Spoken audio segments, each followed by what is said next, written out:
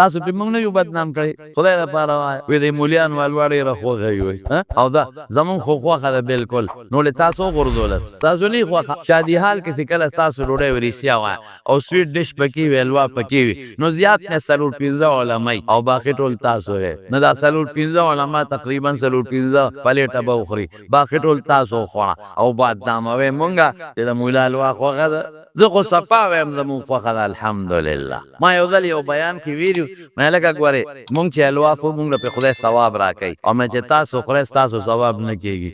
نو یو بابا راته بیا وروسته وایي مولوي صاحب یوه الوا ده چې ته خورې ستا ثواب کیږي او چې زه خورم زما نه کیږي وایي ځان ته یې ترغزو واله ما ورته بابا جي داسې نه ده چې زه خورم زه نیت څه کوم هغه نیت کوم چې حضرت انس رضی الله عنه کړی دی حضرت انس وی کان رسول الله صلی الله علیه وسلم يحب الضباء کدوی خوخو لا ازال احبه زما زکه خوخه دی دا زمون طالبان بعلمان په فیږي د حضور پاک د تبعیض اتفیزونه اتباع دا زمون د پاره باندې ولی مون وایو د پیغمبر خوخه ده نو حلوا د رسول الله مبارک خوخه ده كان رسول الله صلى الله عليه وسلم يحب الحلوى والعسل شاته خوخو الوی خوخه د حلوا مختلف طریقې دي ګورئ هر هغه خوږ شي چې دوه څلور څیزونه یو ځای کې او د هغې نه یو معجون مرکب جوړ شي نو هغې ته حلوا وایي دی خوښه نو موږ چې حلوا خورو په دې نیت یې خورو چې دا زموږ د محبوب مبارک پیغمبر خوښه وه